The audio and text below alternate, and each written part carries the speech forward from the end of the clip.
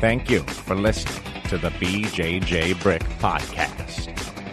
We'll be bringing you Brazilian Jiu-Jitsu and good times.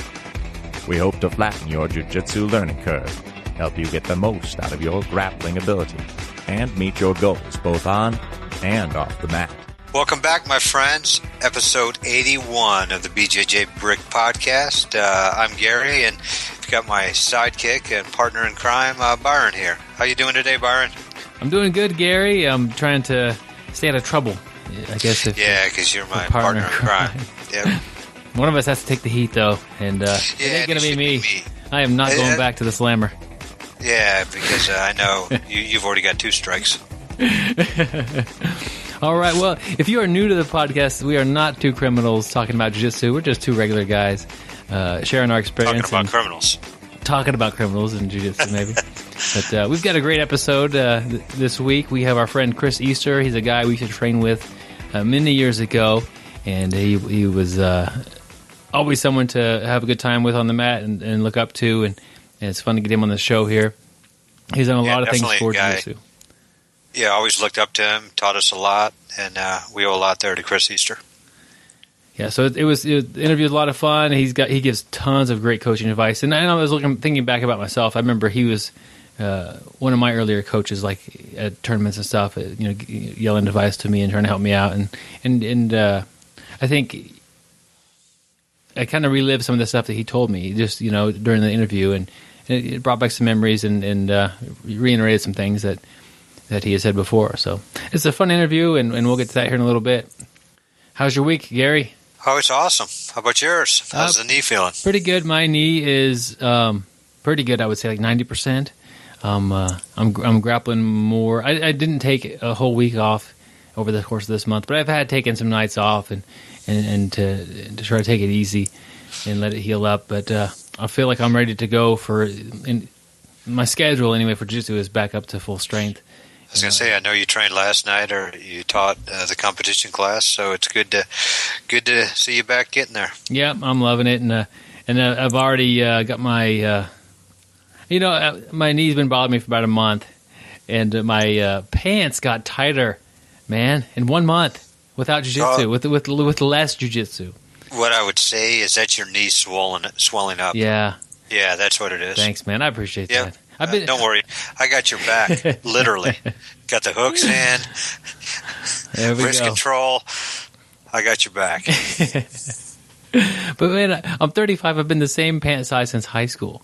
And then I take a month off of, I went once a week for a month of jiu-jitsu, and my pants are getting kind of tight around my belly. So good to be back on the mat and good to shed those a couple extra pounds that I've put on. I didn't ever decrease my calorie intake, I guess, while I was kind of banged up. I'll tell you what you need to do. Get the same size pants, but now for the older folks, on the sides they have a little elastic. So you're still wearing the same size, but you have elastic, so they'll give you another inch or 2. So try that. You'll feel good about yourself. Gary, your experience in this world is just so great that you're able to share that sort of knowledge with me, man. I tell you, elastic pants are it. Pretty soon it's going to be gi pants. Yep. There you go. There you go. Guys, we got a couple of announcements to get to before we get to the meat of the show here. I want to mention our friend Taylor McMillan. He is a graphics artist, and if you have a need for any especially jiu-jitsu related graphics things like designing your logo or website help. He's been a huge help in the BJJ Brick website and podcast here. So give him a holler. You can find his contact information on the show notes, or if you go to bjjbrick.com, you could find him on there as well. So he's been a lot of help. He's a purple belt here. I train with him all the time. He's a great guy, and he does like to help out people in the jiu-jitsu community. Yeah, he's basically done all our stuff. Great artist, great person, great jiu-jitsu guy. So he's a triple threat. Triple threat. That's twice as many threats as you and I, my friend. Yeah. Yep. Well, twice as many as you, 3 times as me. Oh man. So we also have a grapple-thon coming up here locally for our friend Amber Oxford Haynes. She's been diagnosed with breast cancer. We're trying to help her raise some money because she's unable to work while she's going through her treatments. It's coming up here on May 16th. if you're unable to attend, the good news is you're still able to contribute financially over the internet. So definitely check that out if you happen to be anywhere in the state of Kansas. Wichita, Kansas, May 16th at Fox Fitness, 7 a.m. to 7 p.m. Going to be a good time and for a good cause. Absolutely a great cause, and it's great to share support and to come in as a community and help Amber out. And, whether you're able to give a large donation or a small donation, every donation shows Amber that she's getting support, and if she goes, a few days without seeing anything on there versus, hey, today somebody donated, and that, I imagine that's very encouraging and helps lift her up a little bit. So there'll be information for that on the website, or you could check out the show notes, or if you get the weekly email, it'll be in your email box, I guess is what you call that. There you go. So speaking of email boxes, we do have an email list you can sign up for on the website or on the Facebook page. Pretty simple stuff. Send you out an email every week with the show notes. And we do have a link at the bottom of the email that we send every week that has a Dropbox folder that has some cool audio files in there. It's got a couple of short audio books about Jiu-Jitsu. And it's got a sample of our audiobook that we have for sale. Yeah, definitely check out Byron's audiobook. Basically, it's for people just starting Jiu-Jitsu, your first year in Jiu-Jitsu. It's awesome. It's only $11.99. Definitely check it out. Byron's taught me a ton. He's taught many people a ton. He's very knowledgeable. And we've got it geared for your first year there in Jiu-Jitsu to give you a hand, help you out, and we'll guide you through the steps. Yep, you can check out the information on the website there. I got like a little graphic made up with the chapters. Everything from starting or finding the right gym for you all the way to tournaments if you want to do those in your first year. Kind of hopefully a little motivating and helping you stick with it, because the first year is tough. I mean, that's when you're tough. If you can do Jiu-Jitsu for a year, you're going to fall in love with it. Yeah, you're going to. Yeah. It seems like the majority of the people quit within that first year. So you get past that first year, get over that hump, you're going to be a beast. So hopefully this book will help with that a little bit. So, and also the money that you give helps us support the podcast, helps with the different fees and online stuff we got to do, and helps make it more motivating for us to continue and do a quality job. Right, Gary? Quality. we look at quality over quantity. Yeah, and that's with the quality that we're able to produce, we start talking about like being criminals at the beginning of the podcast. You never know what you're going to get with our quality. So anyway, we've got a quote of the week for you guys, and it is from our friend Jay Bell, who was our last week's interview. So I'll go ahead and roll the quote, and we'll come back and discuss it a little bit. Here we go. It doesn't really just apply to Jiu-Jitsu. To me, it kind of applies to life. It's when you try to avoid responsibility for something and try and blame others, they're going to push it back at you. When you take accountability, when things go wrong, people try and pull it away from you. Make sense? Yeah, that does make sense. Can you give me an example, or maybe what that means to you on a personal level? Yeah, so it's whether it be my family, whether it be the school, whether it be work, you run into situations all the time where something goes wrong. Whether it be in training, and if I start thinking about, my coach didn't show me this, or that guy did that to me, and it's all these it's everybody else's fault. Right? The world is going to look back at you, and they're going to push that blame right back at you, right? And they're going to characterize you and think of you in a certain fashion. But for some reason, when things go wrong, even if you're only partially at fault, even maybe if you're not at fault at all, just say, you know what, it was me, my bad, I'll own that problem, I'll own that issue, and let's move on. And people are like, oh, no, it wasn't your fault. It was my fault too. It's a different way of dealing with people, whether it's on the matter of. Cool. It's a good way to lead, I think. People respect that. I think so. I got that in the Marine Corps, so. Cool. Evading responsibility doesn't go over real well in the Marine Corps. So that was Jay Bell. I'll paraphrase here a little bit. If you try to avoid responsibility, people will push it back on you. If you try to take accountability, people will take it away from you. I agree with this statement, Gary. Yeah, it's definitely very interesting. I really never thought of it, but I've always been that guy. I try to take responsibility, and it's like when I say, "Hey, yeah, my bad. That's my fault." He is 100% correct. Everybody's always like, "Hey, hey, that was partially my fault too. We're both in there together." And if you do the other way, say, "Oh, that wasn't my fault," everybody just piles on you, just jumps on you. I think that's awesome. It's just be the good person, be the man about it. Take the blame. Just look at it through an open set of eyes, and this is what I did. It's my fault. Yeah, I could think of multiple times on a fire scene or going to emergency call as a firefighter that people many times if I screw up or me and the person I'm with is messing up, taking that responsibility. First off, it just makes it less of a deal because they don't try to pin it on you because you've already pinned it on yourself. And people are going to mess up, and people understand that. But for people who don't take responsibility, we already know who those people are at work and in your life. If they never take responsibility, they never apologize, they never make those mistakes, or never admit to them anyway. Those people are the ones you kind of like get a little bit of a grin when they fail. It's like, there you go, you messed that up, and now look at you, still trying to not take responsibility. To me, it's always people are on your team if you could take fault and take responsibility for what goes wrong, and they'll support you. They'll be on your team. Yeah, everybody's going to make mistakes. We're all humans, human nature. We're going to make mistakes. Own up to it. Be the better person. Game over. Game over. Gary, speaking of game over, we've got an article of the week here. What do we got? Hey, that's a good one. Good segue. That's tooted. First, you segued into the email box, and now you're segueing into the article of the week from families.com, the 10 benefits of playing sports. Yeah, I'm taking a segue class from the local news anchors here in town. It's really helping out a lot. Byron's taking the Segway class, and the very first thing he had to do was watch Paul Blart, Mall Cop 1 and 2 to learn how to ride that Segway. I've ridden a Segway, and it's tricky for a little while. Well, Byron also has a unicycle in his garage. Yeah, that's true, Gary. Yeah, I want to try that. I will be happy to let you try it, Gary. Absolutely. Yeah, so you can, you will not break the unicycle no matter what you do. But I will owe up to failing on the unicycle. And I will film it and post it on the interwebs. On the interwebs. You're going to be YouTubes all over the place, man. Hey, I got to get famous somehow. So this article is not your typical jiu-jitsu article, but I think it has a lot of value, especially when it comes to kids and martial arts. Yeah, I got it from families.com. Which is hilarious. Frugal living for the whole family, which is not a jiu-jitsu website. Yeah, families.com. There we go. 10 benefits of playing sports.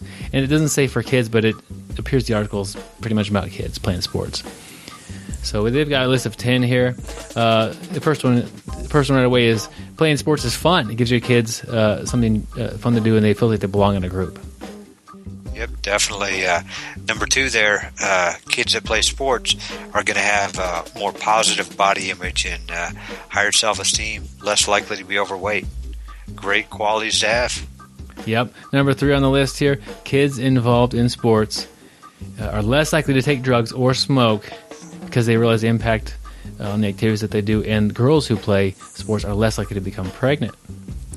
I will tell you, number 3 there, I grew up playing sports my whole life.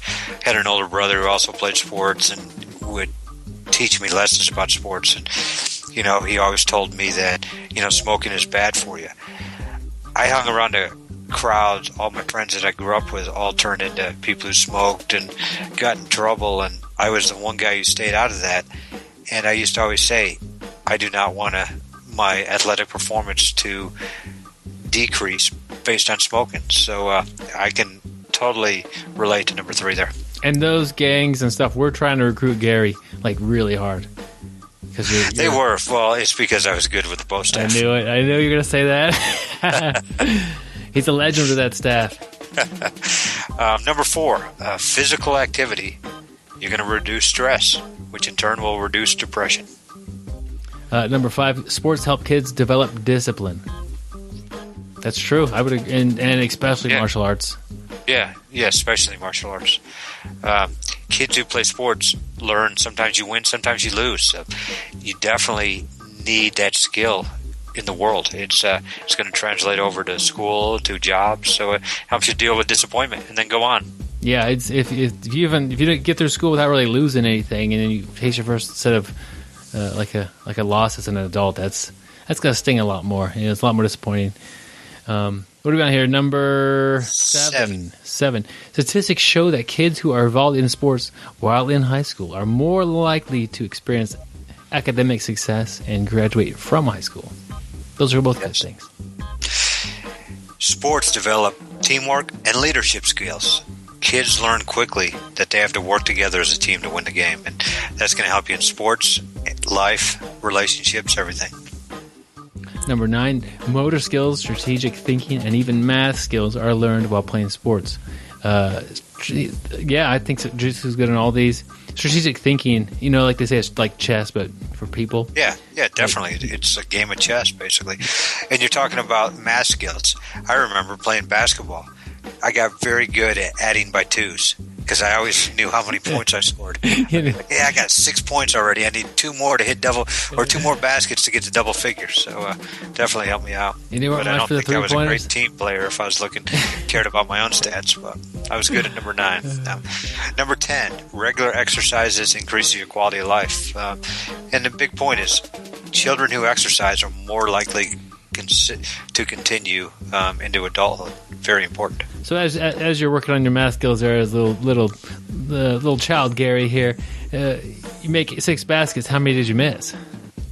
Oh, you only miss the times you don't attempt it. So, every time I don't attempt a shot, I'm going to miss it. So that's true, I've got it. The more shots I take, the better chance I got. So I got to take as many shots as possible. It's about getting yours. Team Gary.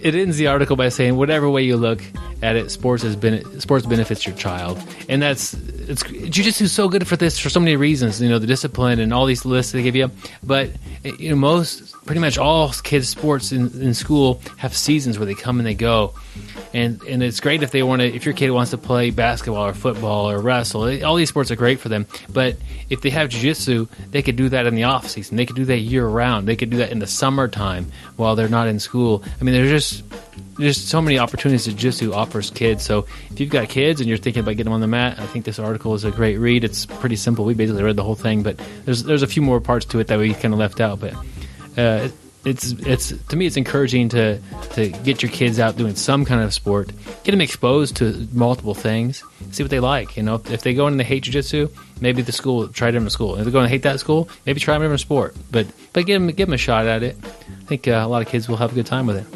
Yeah, definitely. It's you're gonna learn. You're gonna learn to win, learn to lose. You're gonna develop great traits, great skills, and help you out. So definitely try out Jiu-Jitsu. Gary, I think we're ready for our interview with our friend Chris Easter. Let's roll it. He is the most interesting grappler in the world. One time, during a bridge, he passed gas, and the price of oil went up 10% a barrel. He defends a double leg blast with one leg. He has fought Cletus 3 times at the dinner table. All 3 fights started with Cletus walking over and ended with Cletus limping back. I don't always listen to podcasts, but when I do, I prefer the BJJ Brick podcast. Stay sweaty, my friends. All right, my friends, I'm happy to bring Chris Easter to the BJJ Brick podcast. Chris, how are you doing today? Hi, yeah, I'm all right. How you doing? Hey, I'm doing good. Happy to have you on the show, and you're one of the first guys who had a colored belt around his waist when I started training. So always have. Yeah, that was a long time ago, man. We didn't know black belts back then. No, we did not. But you've since moved several times, and you're training many different places all over the world. But glad to get you on the line here and share some of maybe what you helped me out with early on in my day, and been really looking forward to getting you on the podcast here. I appreciate it. Could you kind of introduce yourself to the listeners for me, please? Hey, my name is Chris Easter. God, family, and jiu-jitsu. That's kind of how I live my life. I'm in the military, active duty Air Force. Getting ready to hit 25 years of service. And so that's pretty much my life. We go to work, support the country, and when I'm not at work, I'm either at home or I'm training. I've been training since 1998, back in our day. And I've been around jiu-jitsu. I watched it change. I watched it morph. But I don't know if you remember much about how I train. I'm still about the basics, so. Still about the basics, huh? That's it. Still about the basics. That's encouraging to hear. What do you mean by that?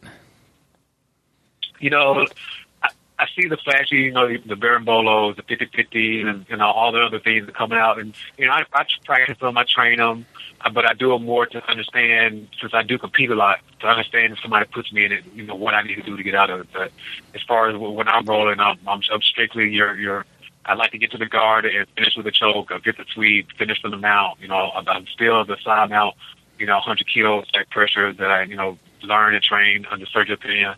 So I really try to get that old school jiu-jitsu out there, because it's still effective and it still works. Absolutely, it works great. Could you kind of tell us a little bit about your your past, where you've moved around quite a bit, kind of maybe who you've trained with as you've moved and what you've done? Yeah, sure. Most of my moves come from, because I am military. I'm not really a school hopper. I'm real loyal. But I got my blue belt from Hal Gracie. We're a satellite school, so he used to fly out to Kansas and train with us. And then military moved me. I jumped around a little bit, and ended up getting my purple belt from Rafael Lovato. And that's when I first learned what real jiu-jitsu was, And once again, military moves got me out to Virginia Beach, training with Gustavo Machado, got my brown belt out there. Ended up in Texas, and got my black belt from Marcelo Salazar, with the Brazilian top team. And were you training as a lot of times you were out of the country for periods of time? How did that affect things? I still always try to find somebody that wants to learn something. So, I'm hardly ever away where I'm not doing anything, but it's the different thing, rolling with high-level guys where you can actually train with somebody that's trying to submit you, iron sharpens iron. You need tough guys to make you better. A lot of times I'm in a situation where I'm teaching guys how to do basic arm bars for 6 months, and so I come back and, I'm getting smashed by all the high-level guys until I can get my game back. So I'm never really all the way away. Sometimes we're rolling on carpet, because you're in Afghanistan, Iraq, or whatever. There's nowhere to train at. This is years and years ago. But my last deployment last year to Africa, it was totally different, because we actually had a tent that was fully matted. So it was the first time I've ever been deployed where I had the ability to hold jiu-jitsu classes. And so I would get lucky and get a brown belt through, get a purple belt through. So last year was my first time to have that kind of experience on a deployment. How'd you get that? How'd you get a tent with mats in it?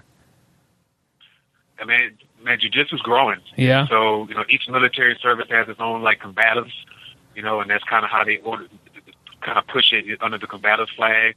But it's just pretty much, get in there and, I was a black belt coming through there. When I was going to leave, another black belt came in, and, you always see me have those a couple of high-level guys out now, because jiu-jitsu's growing. Everybody's doing it now.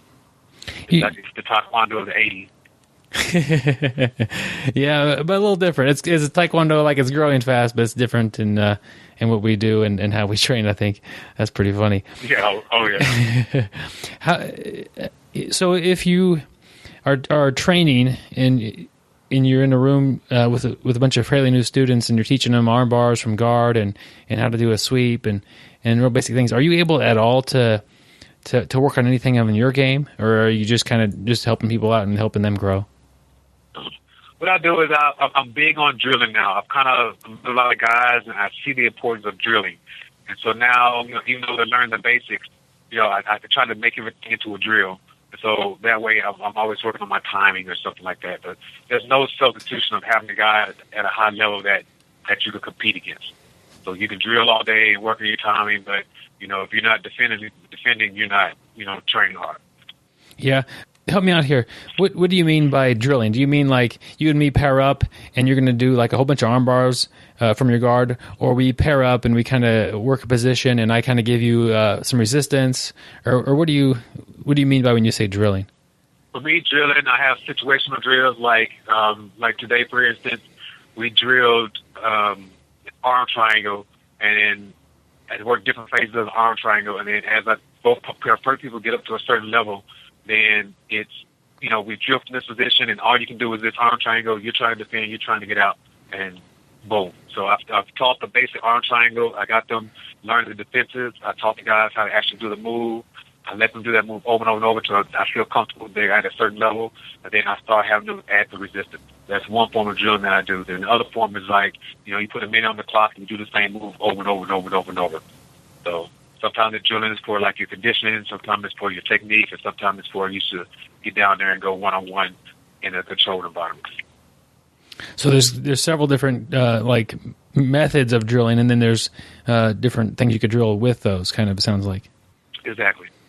So there's sometimes we'll hit each position, like, okay, half guard, bottom guy, you know, you have to sweep, escape, top guard, you hold it down, you're trying to pin, and then we'll spend, you know, 10 minutes on that. When we go to the mount, then we'll go to the guard. We're trying to cover every position in one training session. So instead of these two guys going there just grappling, you know, free flowing, it's controlled with the specific purpose. I like that a lot because, like your example with the arm triangle, if I want to work on my arm triangles and I go grapple for 30 minutes, there might be like 4 minutes of that, probably at most, maybe closer to 1, where I'm trying to finish an arm triangle. And so that's the 1 minute of training that I really wanted to work on. But if I'm going to go in there and kind of drill and spar with that position and that technique already kind of locked in, it's going to be a lot more practice from that position. Exactly. And you gain that sensitivity to what people are doing, especially when you switch partners. Because one guy might do it a certain way to try to lock it down, and this guy might do something totally different. You know, so it's just that constant different looks that you're getting instead of just, you know, hopefully you can get into it in a rolling position, like you said, get it in a 1 minute scenario out of a 30-minute sparring session. But you can specifically get down there to train that one position in 30 minutes on that one position. Cool. I forgot I got that from a friend of mine, Tim from Brazil. I said, you know, hey, what's the biggest difference from training in Brazil and training in America? And he's like, I have 10 guys like you to train with. I have 10 guys like him. I have 10. And he pointed to like everybody in the class. Is that Brazil? It's so many people that train, and you get to train with so many people that, you know, you're not surprised when you meet somebody because in your mind you're like, oh, he trains like so and so. Where in America, you know, you go to a school, you know, you got the couple of tough guys, and that's it. So you go to a tournament, and you're surprised. You're next to the flexible guy. You don't have any flexible guys in your school. Cool. The variety of people that he gets to train with is a lot bigger, exactly. And that helps him out. That's cool. I was going to ask you earlier, but I kind of ran by it here. What got you into training Brazilian Jiu-Jitsu in 1998? Oh man, I've always been into martial arts. I grew up Taekwondo, Hapkido, you know, playing around. So I've always been into combative sports. And I found an art called Kajikembo. I think it was out of Hawaii. You know, Jiu-Jitsu was a part of it. And I was like, man, I've never did Jiu-Jitsu. And then the Ultimate UFC started, whatever, and Hawaii's course was doing its thing. And I was like, man, I got to learn how to do that, you know. And so I was stationed in California at the time, and the only thing I could find was like shoot fighting, you know. So I was like, I ended up getting orders to Kansas. So as soon as I got to Kansas, and then I met John, and I was on Jiu-Jitsu school that I remember back in the day, and it started from there. And have you kind of left the other martial arts you did earlier kind of behind and just focused mostly on Jiu-Jitsu? Yeah, I started taking MMA probably like 8 months after doing Jiu-Jitsu. So, you know, I've boxed, kickboxed, done Muay Thai, and so anytime I had a fight scheduled, I would focus more on my striking arts. But nowadays, you know, my last fight was 2011. And so I haven't really done any striking since then. I remember when I first started Jiu-Jitsu, I went into the class, and I don't know if I did a class or not. I think I probably did a couple, and then instructor John told me that there was a tournament at Wichita State University. It was being just held there. I don't think they were running it, but if I wanted to go watch, I can go watch. And I went and I watched, and you were there. It was really cool to watch you train or not watch you roll with these guys and use your technique. That would have been probably back in 2002. But I didn't know there was going to be a tournament in Wichita for like another 6 years. But yeah, I actually kind of remember that tournament. Do you? I got one of the fastest submissions. I tapped the guy in like 5 seconds. I acted like I was shooting in. So he hit the sprawl. I jumped up for the guillotine and tapped him. It was huge too. It was like 220 or something like that. And so, yeah, I remember that tournament. Yeah, that's funny. I was somewhere on the sidelines like, wow, this is pretty cool. So maybe that had a good impression on me, I think. That's good. That's a good thing because you're still involved and look what you're doing now, you know. It's really Yeah. good. I'm happy and proud of you. Well, thank you. So tell me a little bit about the gym you're at now. I trained at Sergio Penha. I visited law school when I first moved to Vegas, and one thing I was concerned with, because I'm 42 now, and so it kind of sucks sometimes having a young instructor that's, 27, 28, and, his answer to everything is to train hard. If you're sore, train harder. Whereas Sergio, he's getting ready to turn 56, I believe. He understands sometimes when I have a long day at work, I come in kind of tired, and he'll tell me, Chris, today, you train light, whatever. I'm like, oh, Sergio, I'm okay, but he's been where I've been. So I think that was the main reason I chose the school. One of the main reasons I chose the school. The other one is just his love for the sport. Like, I visited other schools, and the first thing was like, okay, who are you? Who you got a black belt under? I got the 50 questions before I was even able to even sign a waiver form, and they're going in and everybody's trying to kill me and all this stuff. And I'm trying to be polite and respectful and, and be nice with guys. But there, everybody was all cool, speaking to me. Sergio was like, no forms, whatever. He said, hey, you got your knee? Go get it. Come on, jump on the mat. It was all about jiu-jitsu, And they had there's 5 or 6 black belts on the mat, because he's been doing this a long time. And so I was really impressed with the attitude of everybody, how cool everybody was. There was no cockiness on the mat, and just the openness and after class, everybody sits around and talks. It was like a family environment. So I really, really, really love the school. That's cool. Just, I think for any of the listeners, kind of keep that in mind when you have a guest that's visiting your school, even if they're a high-ranking practitioner, you still need to, a lot of those guys trying to just kill you out there were just trying to see how good they were versus you, but the better thing would have been to do is to roll maybe a little more politely and just technically, and then, later comes the harder rolls. It's kind of like, I don't know you yet, so why are you trying to kill me before, it's not a tournament. We're in here training, and some guys don't even know you and try really hard to prove themselves in a training environment. It's kind of funny. And I'm not going to call the name of the school, but it was actually a no-gi day. So, day one, gi, they don't know who you are. So they're like, just talking crazy to you, no respect, whatever. Then, I come back and that night with the gi on, they're like, oh, you're a black belt? I'm like, yeah, that shouldn't matter. Yeah. Yeah, and you don't want to have to announce it when you walk in there on the no-gi day. You just want to come and train. It's not, you don't want to make a big deal out of it. Train and have fun. Yeah. Tell me a little bit about what you do off the mat. Off the mat, I'm the military. As far as what I do, as far as training or work, or fun, or any of the other activities. Well, fun is jiu-jitsu. I mean, that's all much I do. My Saturday routine is I wake up, I go one night a week. I teach at a Krav Maga school just to kind of help the guy out. He's retired military, so I'm just trying to teach them to understand the ground. And so Saturday mornings, I just kind of have like a little open mat. And we go in there, we train, we drill. I do that for about 2 hours, like 9 to 11. Sit around and talk for like 30 minutes, Then I drive down to Sergio's and then train, like Sergio says, with the Lions from like 12 to 2, And then sit around and talk. I mean, sometimes I want to leave Sergio to like 3:30, just sitting around training, talking about techniques and stuff like that. And I come home, man, shower, go to Netflix, and, wake up Sunday morning, go to church, go do a little training and hit the gym. It's pretty much, I'm a boring guy. Oh, sounds like a good routine you have working for you over there. What do you do for off the mat training? I try to when I'm in the gym. I used to be a big weight guy back in the day. I don't know if you remember that. I've always been in shape. Yeah, I remember you were in shape.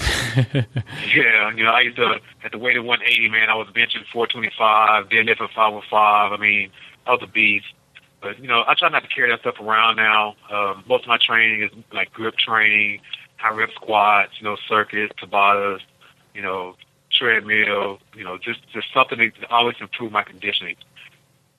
I went through a stint the last couple of weeks ago where I'm like, 3 of the purple belts caught me. I was like, man, what's wrong with me? And I started filming myself, and I noticed I was gassing. These guys are young, they're monsters, whatever. So I'm like, I got to get more cardio in. Because once you get tired, what happens when you get tired on the mat.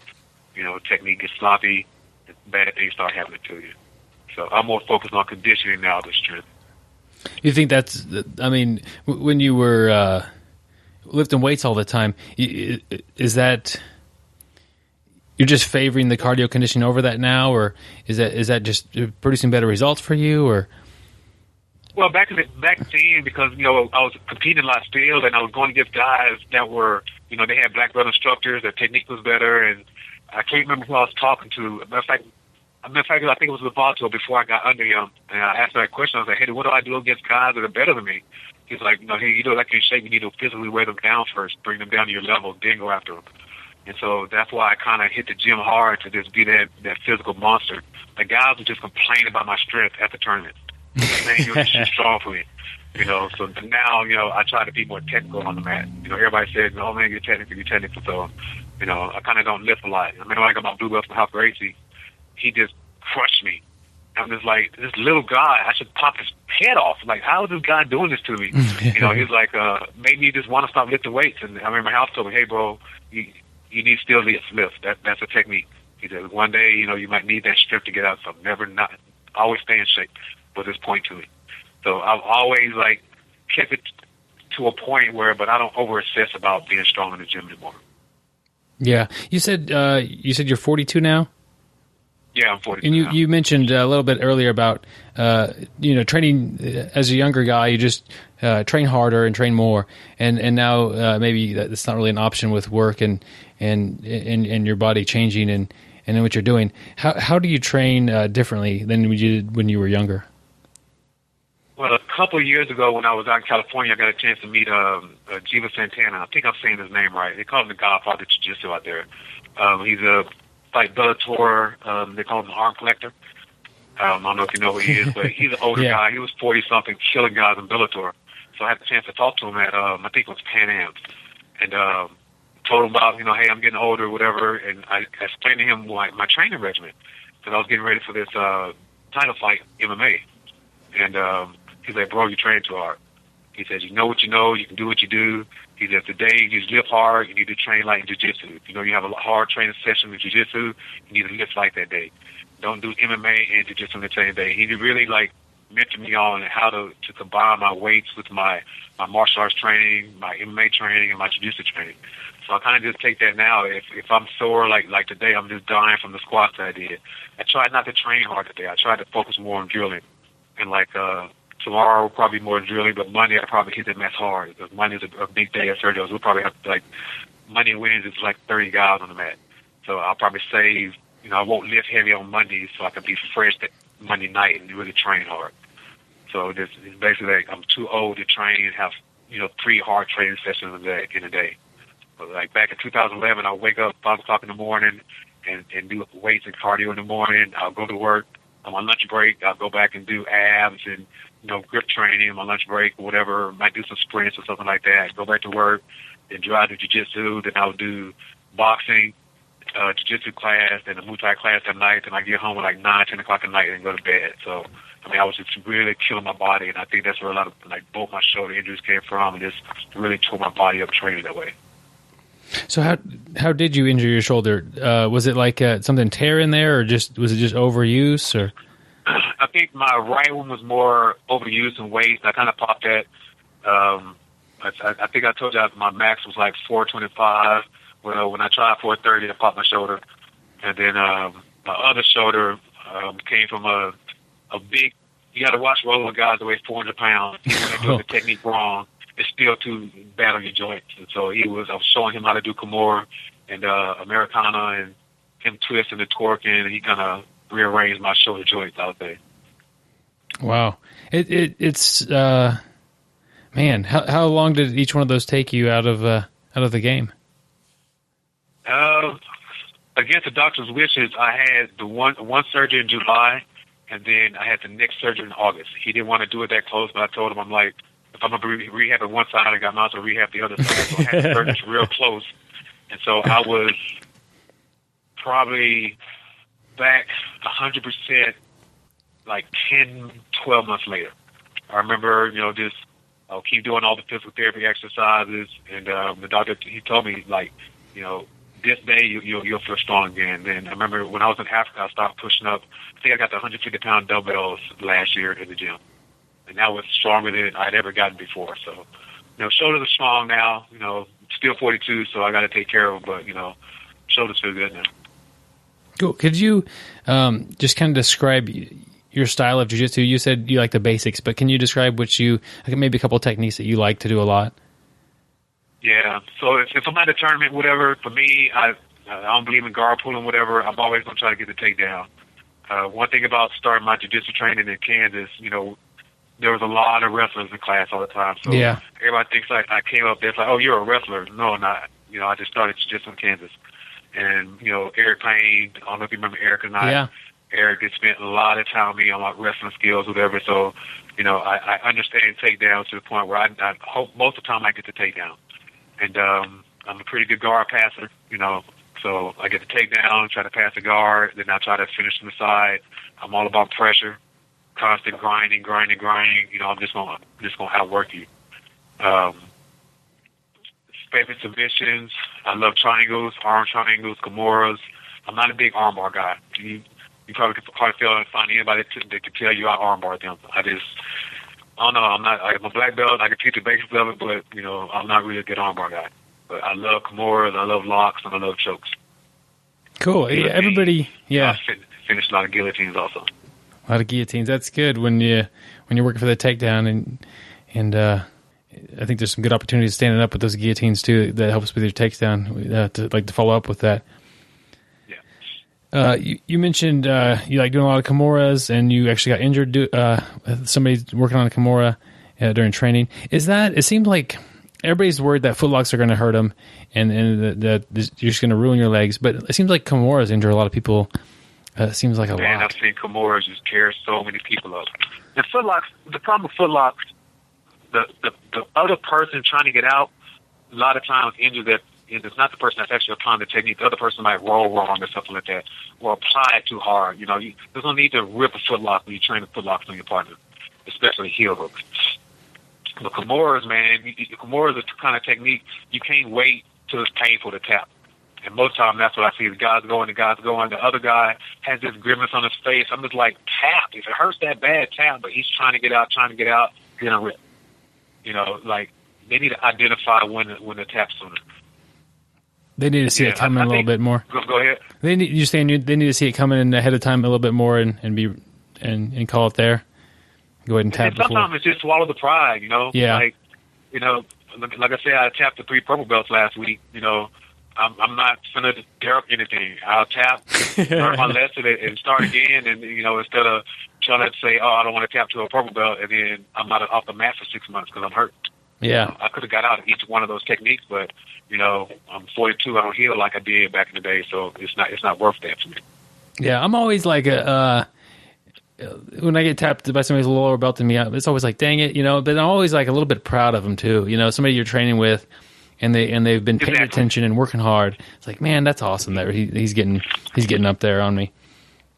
Exactly, and that kind of was in my mind also when I tapped. I'm like, because previously my wife had a surgery when I went home, so I was off the mat for a little while, and so it was like my first day back on the mat when all this happened that first week. And so guys get better when they train hard and you're not training. So they got a chance to press some things that Sergio showed them, and it was kind of new to me, and it's always the details that make things happen. I'm like, crap, good job. I'm glad you've been training, haven't you? So you're proud of them. It's your family, it's your school, so you're proud of them. But they probably went home and told their wife, "Hey, let's take the Well, maybe they're a little more motivated now than they were even the day before. Yeah. It's maybe it's like it is here. If I'm gone for a week or something like that, they're in there teaching moves, how to pass Byron's guard and how to escape his mount and all these. I come back and everybody knows exactly what's going on. That's like, hey, they teach you not to miss class. You miss class, but we're teaching everybody how to beat you. That's right. You've got you're training with a guy named Paul who's got a really cool podcast, Open Mat Radio. Tell me a little bit about Paul. Yeah. Man, Paul is awesome. Like, I don't listen to many people when I compete, because unless it's like my coach, everybody else like yelling techniques at me, whatever. Oh, do this. I look at him, I'm like, I'll go give him the shift sign. But I listen to Paul. That guy has an amazing jiu-jitsu mind. So smart, he's a brown belt now, so that's a good thing, but And even when he was a purple belt, man, I'm like, Paul, you'll be determined, right? 'Cause, I just like having Paul in my corner. He's just so smart. He's like, Chris, he's going for this. He just sees it. I'm like, and Paul trains with me, so he knows what I like. I remember I was doing, which tournament was it? Not Naga. It was one of the tournaments here, and I'm going for a move, whatever, and somebody's yelling not to do that, and I could hear Paul say, "No, this is his favorite move. He knows what he's doing." Then I get the Kimura off the guy. He's like, Paul's like, "See, I told you, he knows what he's doing from there." So Paul understands my game because we train together all the time. So, he's such a great guy, smart jiu-jitsu mind, and just he's that guy that always wants to analyze why something works, the mechanics behind it, how to make it work for his size and how to make it work for my size. It's a real analytical guy compared to the guys that just want to come in on, especially like open mat days and slap hands and beat each other up for 2 hours. We actually discuss techniques, and we'll focus on like, Leandro Lowe's guard passing. He's doing this. How do we incorporate that into our game? Because you don't want to copy these guys because, I'm 5'8", 185 pounds. Leandro's probably a lot taller than me. And guys don't understand that. We have guys in class, they're like, "Oh, but Chess is doing this, da-da-da." I'm like, "Yeah, but you're 5'2", but Chess is 6'4". That's not going to work for you. So we try to incorporate things on how to make it work for our body types. So I like the intellectual conversations and techniques I can have with Paul. That's cool. Yeah, he seems like a really cool guy, and I do enjoy listening to his podcast.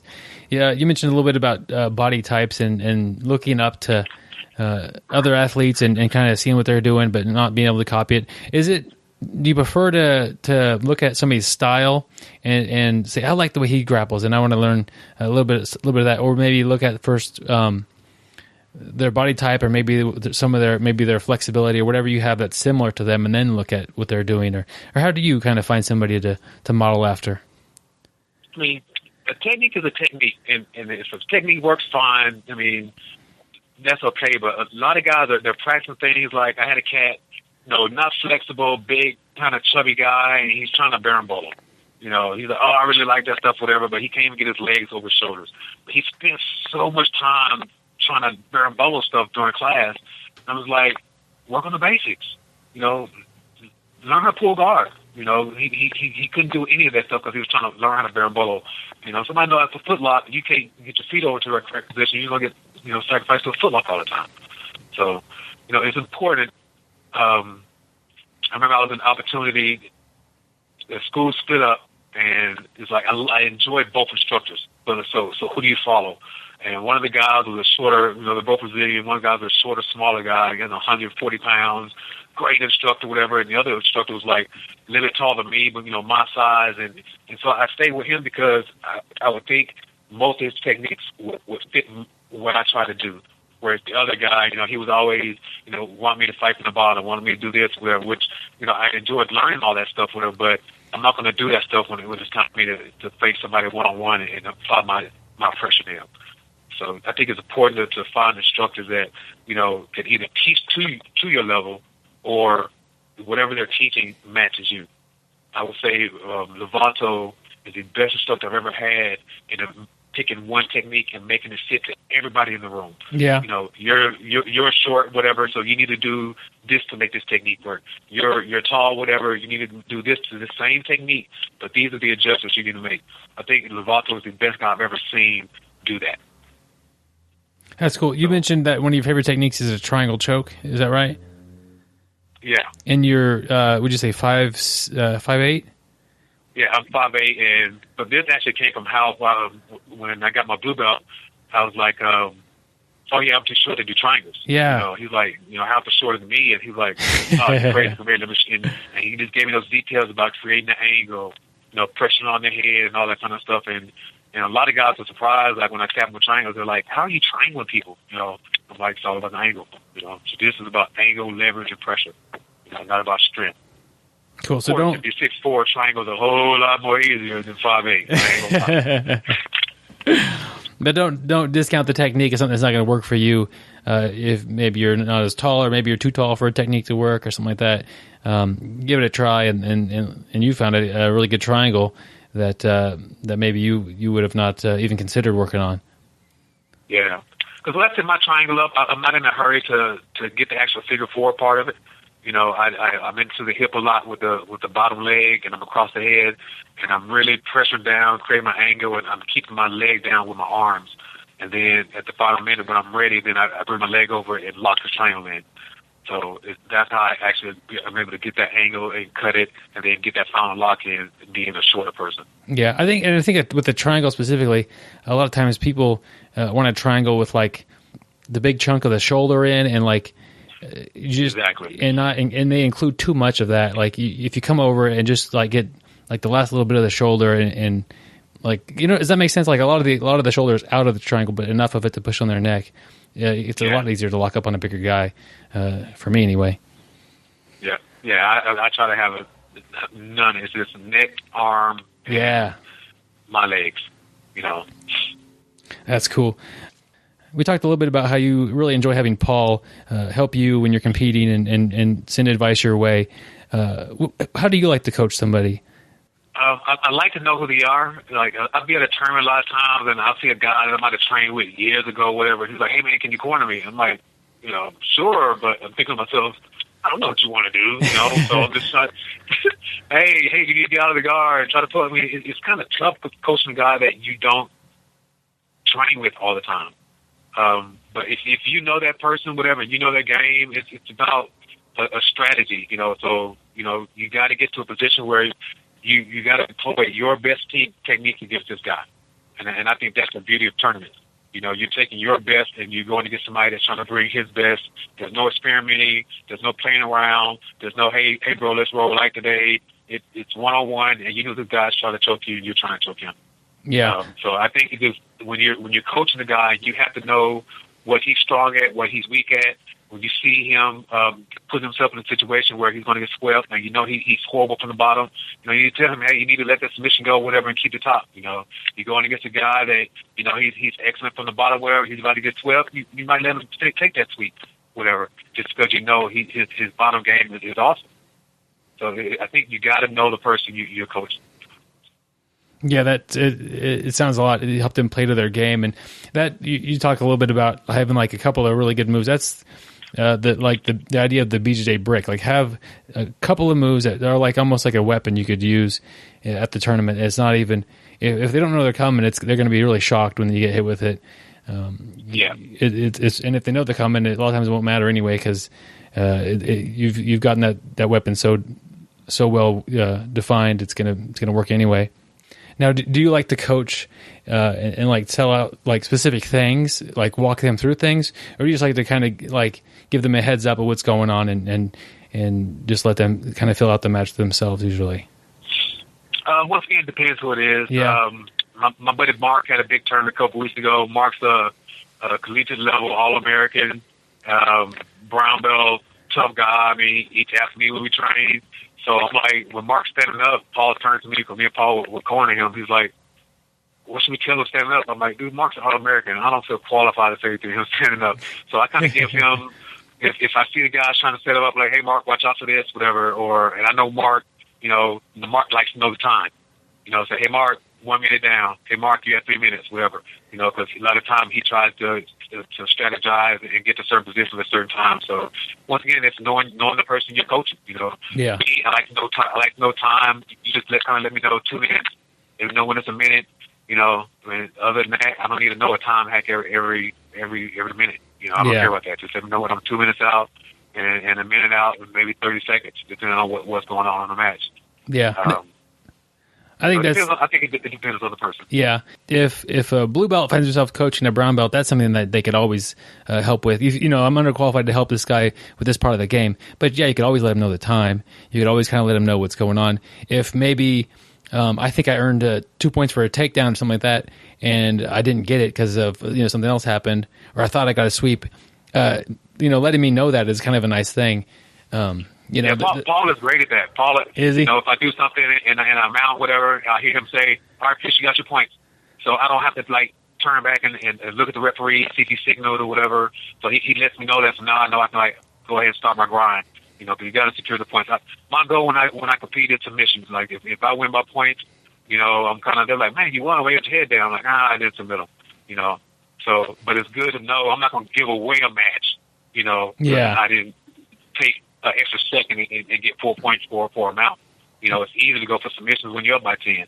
I remember Hal used to always tell us, you get 10 points, then you go for your submission. So that way, if you mess up whatever, the guy isn't going to win the match because you made one mistake. So each coach has different philosophies among that. Me, I'm kind of stubborn. I compete for the fun of it, so I'm just trying to go out and tap the guy. Yeah, it's funner to watch too, but it is important. It's important to get to the next round and get to the next guy. And if you're down by 1 or something like that, and you didn't realize it, that could take a little bit of fun out of it for you. You've had a black belt for a long time. Could you think of like a concept or an idea that maybe you understand now that you didn't really get as a brown belt or before? Angles, man. It's all about angles. Like, I've been training with Sergio now. I started there probably January 2013, so a little over 2 years now. And I remember that first year, I would say every class I learned something new. And I'm like, he could be teaching me a move that I've been doing for 15 years now, but it was like that one other detail about that angle that made this move work. So I would say angles. Not, because before earlier I told you I was such a strong guy in my weight class. I can make things happen just off strength, whatever. But now, I try to be more technical and try to understand why something works. The setup. Blue belts don't really set things up. They grab something and go for it. So I try to tell guys now, if you want the arm here, what am I going to do to get his arm to go there? I'm not going to move it. So what pressures do I need to give him to make his arm go to where I want to go? So I would say angles. Cool.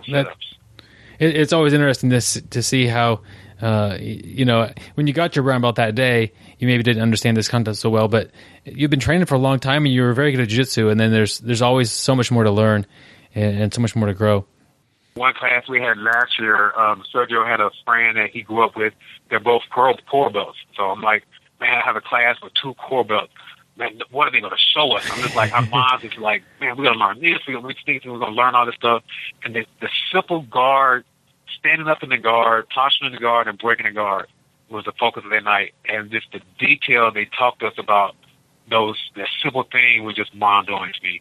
Like, I never even thought about just the shifting of the elbow instead of having the elbow out, the angle of the shoulder, just the detail they had and that kind of stuff was just amazing. And then, of course, the white belts and the blue belts like, oh, we only learned how to break the guard today. No big deal. They didn't even understand the concepts that they were learning. So it was amazing. Yeah, you go to a seminar and half the people don't, they already know this move, and the other half people know the move, and they're learning tons of stuff about the move, and it's like 2 different experiences at the same seminar sometimes. That's funny. Yeah. What do you do before you compete to kind of get you ready, like the minutes or hour up to hitting the mat? I'm calm, man. I remember I used to get nervous, and I'm like, oh my God, my heart was saying, I have butterflies, and but once I started fighting MMA, jiu-jitsu, I'm like, this guy can't punch me, so what am I nervous about? So I haven't been really nervous about a jiu-jitsu match since I started fighting MMA. But I would say, Yuri? Samoes? Yeah. So I interviewed him a while back. I trained with him a lot when I was in California. The year he won brown belt worlds and all that kind of stuff when he got his black belt, I was training primarily with him out of Lancaster. Yuri's focus before a match, like even when we met at the gym to hop in the cars and drive, everybody else was goofing around, whatever, Yuri was focused. You ready for war? I'm like, Yuri, calm down. But it would hype me up, and just that energy he had, and just watching him prep for matches, and just that intensity. I've applied that to it. I try not to do it too early because that stuff kind of wears you out. It drains you. So I'm still not gonna be Yuri and do it hours and hours before. But I try to make sure I get that kind of energy and focus once my bracket's up. So I'm ready to go. And Lovato also, when he walks in the gym before his matches, don't talk to him. He's so focused. It's and then he'll come back after his matches and he'll talk to you and you're like, man, this seems like a different guy. But, that's just that level of focus that I've learned from just those 2 that I think is necessary. So I just got to find that balance because I'm real intense when I compete. like I'm a nice guy off the mat, whatever. I don't want to hurt my training partners. When I'm competing, man, it's like, you know, I'm a different person. I have this look in my eye, and, you know. So the focus and the intensity, I would say, I'm big on before the match. But you just can't do it too early. For me, I can't do it too early because it drains me. It emotionally drains me. What are you thinking about to get yourself kind of psyched up about your match? Think about my game plan. For me, it's like I'm telling myself, sometimes I'll get in positions and I'll be like, if you don't got this position, you're going to hate yourself because you don't lose this match. You know, those are conversations I have with myself when I'm on the mat. So I try to, you know, remind myself not to get put in bad positions. Sometimes I get to the point where I'm like, you know, oh, he's going for this, whatever, I can get out. You know, and then I get in a position where, no, like, oh, crap, this guy's good in this position. So I spend a lot of energy and time trying to get out of something. So, you know, I'm focusing on, you know, sensitivity, you know, seeing matches in my head. I try to put myself in bad positions in my head and work my way out of it. Focusing on my breathing. And just thinking about finding my why. You know, I always try to tell when I'm mentioning my guys in the military, you know, why are you doing this? You know, nobody forces you to join the military. So what's your why? You know, so I focus on my why that keeps me driven, keeps me going. Like when I'm tired, you know, what's my why? You know, so who am I doing this for? You know, are my kids in the match looking at me? So if my kids are there, so I can't be soft. I got to go hard if I know my kids in the crowd. You know, I think the hardest matches for me now are when Sergio is cornering me, because I'm like, I don't want to let him down, you know. So I'm like, man, Sergio's looking at me, like, I got to do this. So I got to focus, you know. So this is a focus and knowing the techniques I want to do, knowing my game plan that I want, knowing how to get out of certain moves, walking the places where I don't feel comfortable. I try to keep myself there so if it happens in the match, you know, I'm always relaxed. You know, one thing people say about me, man, when you compete, you seem so relaxed, you know. So I never get nervous, never rush, never panic. You know, I'm always relaxed. What you talked a little bit about it, but I want to go a little bit deeper. Like, what is your why? Like, not like during the match, but why? You know, why are you competing so much, and why do you do this? You know what I mean? I love competition. I'm a competitive dude. Like, I can't even play dominoes sometimes. You know, I get competitive. And they're like, man, relax. It's just a game. You know, so jiu-jitsu gives me that human chessboard type thing. You know, because I just love to compete. You know, and that's my why. Okay, cool. When I first started fighting MMA, it was back in like '98. So it was like at the time of jiu-jitsu is better than wrestling, jiu-jitsu is better than kickboxing. So I kind of started fighting because I was like, man, fix me up Muay Thai guys. Give me a box or whatever. I wanted to prove that jiu-jitsu was a superior art. That was my why when I fought MMA. Kind of doesn't exist now. Everybody does jiu-jitsu, MMA, and box, whatever. But, you know, I love to compete. I love the competition. You know, I'm going to be that old 80-year-old guy. You know, I'm blessed to be alive that long. You know, that's still on the mat, like, trying to compete. You know, I love competition. Cool. When you're overseas and you're, you know, away from home and a lot of things that you really like, you know, what does jiu-jitsu do for the guys that are doing it over there? How does it help them? It gives them, you know, when we're over there, one thing people don't realize, you know, everybody misses their family. They're having problems at home. Their kids are doing bad in school. You know, unfortunately, for some of them, their wives are cheating on them and then they left them, whatever. It gives them that place where they can go and everything. You can't think about your wife cheating on you when somebody's choking you. You know, somebody has the arm around your neck and you're about to pass out, you know. So that's for that 2 hours, you know, this is what these guys are telling me, that, man, you gave me something that 2 hours a day I can step away from all my problems and not focus on anything but jiu-jitsu. You know, jiu-jitsu is a lifestyle. Jiu-jitsu is just not your average martial art, man. I mean, look at the kids that are out there. I know people that have given up being doctors to do jiu-jitsu full time. You know, they're engineers at Boeing, and they're like, you know what, I want to do jiu-jitsu full time. You know, it's addictive. Yeah. So I would say it gives the soldiers, you know, we got guys that are going out, seeing IEDs go off, getting shot at, whatever, you know, the stress from living like that, and then they come back and they get to train. They're like, man, I've been thinking about training all day. I'm like, didn't y'all get shot at today? They're like, yeah, whatever, but when I was shooting back, I was thinking about, you know, how to make my arm bar better. You know? It's like, man, whatever, shut up, get out of here. They're like, no, man, jiu-jitsu is really, you know, it's safe. I've heard so many people say jiu-jitsu saved my life. And I know there's a big movement out there about that, but man, I've heard so many people tell that story. They're we got guys in the gym that lost, 80, 100 pounds, and they were going to die. They thought, whatever, even the doctor told them this, and they start training jiu-jitsu, and now they're, ripped and shaved, they're beast on the mat, and they're like, hey, jiu-jitsu saved my life. I've heard that story so much from people. Cool. So if you're away from home and you're having a hard time, check it out. Decent odds that there's a little group of guys getting together and training out there, and try it out. Yeah, and if you're in that group of guys, try to get other guys in there to check it out. Maybe help them out quite a bit. Yep. And then sometimes it's just a camaraderie afterwards. You sit down, you get cool guys. You start hanging out with them a little bit, and then before you might not have had anybody to talk to because you didn't trust anybody. Because sometimes deployments are tough for guys like in my job. I don't really deploy with a unit. I always deploy by myself. So I get to a place, I don't know anybody. So it gives you that camaraderie that you might not have had, and somebody that might be there alone, and all of a sudden now they got their little jiu-jitsu clique, jiu-jitsu family there, and now, they might have been thinking about hurting themselves, but now, they got buddies to talk to. They can talk them off the ledge, Cool. Wow. I've seen it, and it's just amazing when it happens, when the guys, especially when they open up to you and they tell you, it's pure play. A guy come to me and say, I was going to kill myself until I found jiu-jitsu. I'm like, how do you respond to that? Like, man, thanks. I mean, I'm glad you did it, whatever, but hey, keep training. Yeah. And bring a buddy in that might benefit from it as well. Yeah. Do you have any advice for somebody who's kind of new to the sport and they want to do a tournament for the first time?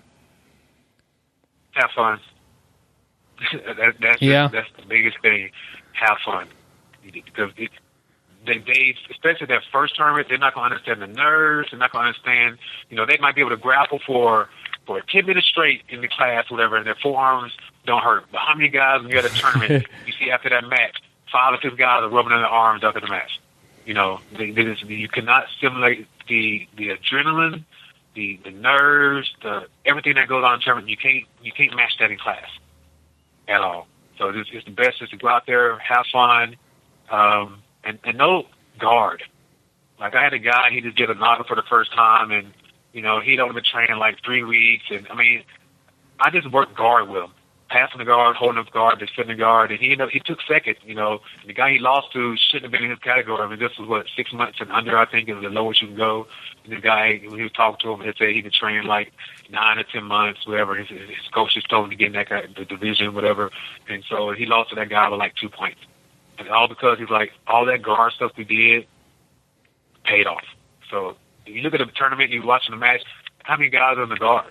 It seems like you're always there. So I tell guys, make sure you know the guard, relax, have fun, and for me, hey, give the takedown, be on top. Cool. That's a good way to look at it. Have a good time out there. And if you're able to relax, it will be difficult. It will pay off in the second round. Yeah. Know the guard. What would be your guy. Don't leave it up to the referee. Yeah, go for it. There, it's you want to have a good memory of it, and you'll have a better memory if you win by a submission. Exactly. What would be a good goal for a student their first year of training? I always tell guys, don't worry about belts. Like, I was surprised every single belt that I got. Like, I did not know, like, I know some schools, they announce belt promotions and all that kind of stuff. I've never gone through that. All my belts are like, hey, we're going to promote somebody tonight. This guy is an awesome dude. He da-da-da-da. Matter of fact, when I got my brown belt from Gustavo, I'll never forget this story. We just had a tournament, and we're in class, whatever. Gustavo lines everybody up, and he starts talking, hey, this guy trains hard all the time. And, in the tournament, he had the prettiest slam I've seen in a long time. And I'm thinking, hey, I had a nice slam in the tournament. He's going on talking, and I'm like, hey, I do that, and, I'm like, man, somebody get the whole time I'm like, I have no idea it's me. And he's like, Chris, go on up. And I'm like, me? I'm totally just shocked that, he's giving me my brown belt. Like, I've been surprised at every single belt. I just love to go to class. I love to train. I love to train hard. And I feel for all the guys that, up to black brown belt. I don't know if you remember my warm-ups, whatever. I used to, like, punish people in warm-ups, whatever. I'm totally different now. I do a lot of drilling and warm-up, whatever. But I enjoy class. I enjoy being around my teammates, because that's pretty much if I'm not on the mat, I'm at work or I'm at home. I don't go do the bar thing, and I don't hang out a lot like that, whatever. So I enjoy my time on the mat. So just enjoy your time on the mat. Don't worry about belts. Listen to your instructor. Follow. I can't stand to see the instructor teach a move, and then the guys go out there and they're over there working on something they saw on YouTube. Yeah. And just do what your instructor tells you to do. Train hard.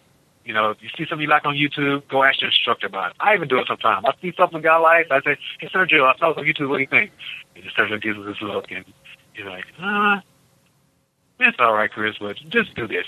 It's all about the basics. So, see something you like on YouTube, go ask a black belt, go ask a high-level belt by it, So, but have fun, man. Have fun and listen to your instructor. Sounds good. If you could go back in time and give some advice to yourself as a white belt, what would you say? As a white belt? Wow, that's a good question. Drill more. Man, all I wanted to do was roll. Yeah. I wanted to slap hands and just smash people. So I was like, focus on drilling more and understanding techniques. So drill more. It may not be as fun, but it'll pay off in the long run. It's fun. Sergio tells a story that, he'll be 20 guys on the mat, whatever, and they'll say, hey, Sergio, train us like y'all train in Brazil. He'll start doing because he'll have drills like when they drill like for an hour. In 2 days, it'll be 2 guys on the mat. Guys just will stop coming. That's how boring it is. But, hey, it makes you better. Yeah.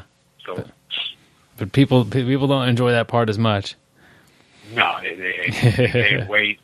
They can't wait to slap hands and try to choke the crap out of you. You have a way somebody can get a hold of you or follow you? No, man. I mean, I know I'm on Facebook. I'm on Facebook, and I'm pretty much all jiu-jitsu on Facebook. But that's about it. Okay. If I'm doing a tournament or something, I'll post the results on Facebook. But, cool. I think it's just Chris for Easter. Or if somebody has, they're in the military and you've motivated them to do something, they could message you through that, maybe. Oh yeah. In the military, we got our own email system. Okay. Where it's easy to find people. We're trying to actually in the Air Force, trying to get a combative team to actually where we can go out and just do jiu-jitsu and compete in jiu-jitsu tournaments. So, we're trying to work on a couple of things because I know the Marines have it. The Army has it. The Air Force. We got a different mindset. So sometimes it's harder for us to do things like that. Well, cool. I hope you guys get that together. That'd be really cool. Well, it's been a lot of fun talking with you. I've learned a lot, and I know the audience has as well. And really, thank you for your time and your knowledge. Yeah, I appreciate it, man. And if you come to Vegas, you better look me up. I will. Looking forward to it someday. I want to thank again our friend Chris Easter for giving us the interview. A lot of knowledge. He's done a lot for the sport of Brazilian Jiu-Jitsu and helped some people out in the military. He's done a lot. I really like how he was, I think, a purple belt when we started, Gary. He's been training a long time, and he considers his game to be a very basic game. And that, I think that speaks a lot of volumes to me and to a lot of other people that you could become very good at jiu-jitsu, and you don't got to get super crazy and complex with it. Just keep hammering those basics away, and you can still become competitive at a high level. And that's the thing, is those basics, the little things. There's so much. We talk about basics, but there's so many little things that go along with those basics. Hand positioning, pressure, the way the hips move. A lot of times people don't see all that, but boy, just getting very, very good at that stuff, you're going to break the guy below you. He's not going to be able to move. He's just going to have trouble. Yeah, and I think we're all guilty of learning. Here's how you do this guard pass, and you do it a few times, and you kind of hey, I got it. Yeah, but you're missing about 1,500 things. Yeah, you don't have it until you do it for a few months, and you kind of start to understand it a little deeper, and you kind of see where it goes from there. But you know what I think is great is, let's say you've got a basic move and you think you have it down, and you've been doing it for years and years. Then all of a sudden you decide to concentrate on it for the next month or two, and it's funny, even though you've been training a long time, how many little things that you've missed along the journey, of that move, and you can put a whole bunch of different little positions into that move and just make it that much better. Yeah, there's a difference between knowing the technique and then feeling it and experiencing it a whole bunch of times and getting it to work. I'm reminded of when I get fairly good at a technique and people want me to show them. I show them as good as I can, and they don't seem to grasp it. And I just need to tell them, try it for 2 months, and ask me when you have questions, and you'll get to that level to where you understand it better. Because I'm showing you everything I'm doing. I'm not doing anything differently than what you're trying to do, but you're just not quite feeling it. You haven't done it enough times on a live opponent. You just need to keep working on that basic technique until you get it, and that'll become your BJJ brick. Yeah, it's your brick. Good call. So next week, guys, we've got we get 2 weeks. Next week we have an author named Sam Spiegelman. He writes for BreakingMuscle.com. The week after that, we've got another great author, Mark Mullen. So we got 2 of our favorite jiu-jitsu authors in a row, back to back. So I guess that's what in a row means, huh? True. So, Gary, we're always asking people to write us reviews on our podcast, on iTunes or anywhere else that you could write a review. And we've got a couple for us to go over today. Awesome. Can't wait to hear our reviews. When you write a review, we hope we get 5 stars, or 6 if that's possible, but I think usually it's just 5. But unless you can add an extra one in. That somehow, if you could hack the system, that'd be great. Yeah. But so if we get any computer experts out there, we need you. Need them bad. Well, we will be happy to send out, if you write a review, a BJJ Brick gi patch if you live in the United States. Just send us an email at bjjbrick@gmail.com, and that way we can get your information from you where to send it. We'll mail you a gi patch, as long as we still have some. So, as far as I know, these people have not asked for a gi patch, so we don't know where to send it, my friends. So definitely send us an email, bjjbrick@gmail.com. Hit us up on our Facebook page. Tell us, hey, I was the guy who gave you this review. Give us your address. As long as you're in the United States, we're just too cheap to pay for shipping. As long as you're in the United States, we'll get you one out. Thank you so much. Yep, Gary, here's a review. Are you ready for this, buddy? I'm ready. Okay, because I'm not that great at reading things out loud, but here we go. It's going to be fun anyway. The review is titled "Gary in My Pocket." Whoa. So that's just an important reminder that... you sure you didn't do this one? No, I did not. Okay. I've been a huge fan of Gary's for years, and now, thanks to BJJ Brick Podcast, I finally have the ability to have Gary's calm but assertive voice in my ear to soothe my restless mind. Nothing gets my juices flowing quite like having Gary ask important questions that everyone's thinking, but don't have the platform which to ask. BJJ Brick is my go-to source for important BJJ news. They are constantly mixing things up with their interviews of various masters of the art, and truly delve into the minds of the guests to explore not only their philosophies on their jiu-jitsu, but in life. Keep up the great work, guys. So that was awesome. That's a good review there. We got another one here from Stay Sweaty. Great in-depth interviews, many subjects involving BJJ. Really happy to have found the podcast. So we're happy you found us as well, and we hope as you listen to this, you're a little sweaty. So that's weird to say that to somebody. I was gonna say that's a little creepy, Mark. But hey, you're the one in this guy's pocket, Gary. Yeah, and I'm not the creepy one. Yeah. At least his pocket's not sweaty. I don't even know what that means, Gary. Me neither. So, but that was those are funny. I still think that was you. No, it is not. And I think you do know the person. His first name is Nathan, and I'll let it. It's not my little brother, but you've mentioned his name before, so I think that's really nice of you to write such a funny and well thought out review. We really appreciate that. So thank you, Nathan. If you want to get a hold of us, it's pretty easy, Gary. It's very easy. bjjbrick@gmail.com, our Facebook page, or Byron's phone number is... No, I'm just kidding. Yeah, those are 2 easy ways to get a hold of us. The Facebook page is probably the preferred way because if you want to just chat with us, that's me and Gary will both see it, and we try to respond and sign our name on the bottom. Otherwise, it's just one of us. But we often forget. Yeah. I mean, if you want to chat with us that way, is a very easy way. Or you can go to our Plenty of Fish account. We're under BJJ Brick, Plenty of Fish, so you can hook up with us there. Is that a fishing website, Gary, or is that one of those dating websites? That would be. Maybe we should do that. Go fishing? No. Oh. Do a Plenty of Fish website. Or profile site, I guess. I'm all for fishing, Gary. If you want to go fishing, I'll take you, buddy. There we go. And if you want to go fishing or if you want to train with us here in Wichita, Kansas, hit us up either on the email or the Facebook or the Find Our Plenty of Fish. Maybe just make one for Gary. Somebody should. Yeah. But yeah, we definitely would love to train with you if you do happen to come through the Midwest. If you can make it through, shoot us a note. We'd love to train. And next week, like I mentioned before, we have Sam Spiegelman, a great author of Jiu-Jitsu. And if you have time this week, go find some of his articles. It'll get you motivated to listen to him. He's really big on helping with strength and conditioning. But also, Chris Easter has a quote for you. It's one of the shortest quotes that we've ever had, and it's also one of the most, like, if you think about the quote, maybe one of the most impactful quotes that we've had. So, and it's funny you just said that because it makes me think of going back to Chris Easter really solidifies the basics, worries about the basics. The guy who just worries about the basics can have a short but sweet, very impactful quote. Yeah. It's I think it's 3 words, and I'm thinking about it, and I thought about it at work, and I've already obviously had the interview, so I know this, but it's a really nice quote, and it's just, man, I don't know how to describe it other than without saying it. So so tune in next week. Yeah. Don't miss it.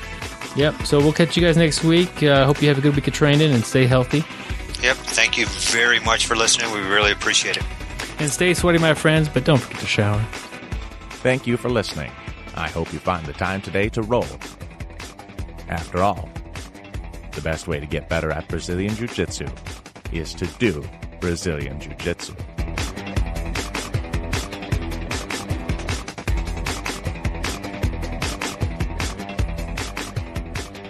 Volunteer to take this old bird out of her misery. Cletus! Don't you dare say something like that about Mom. Oh, no, you ain't got to protect me from Cletus. Come on, Cletus. Come on. Come over here. Come on in. Let's show walk. Come over. Then you gonna limp back. You walk over, but you're limping back. Now, don't let the gray hair fool you. I ain't no easy win, nigga. You know what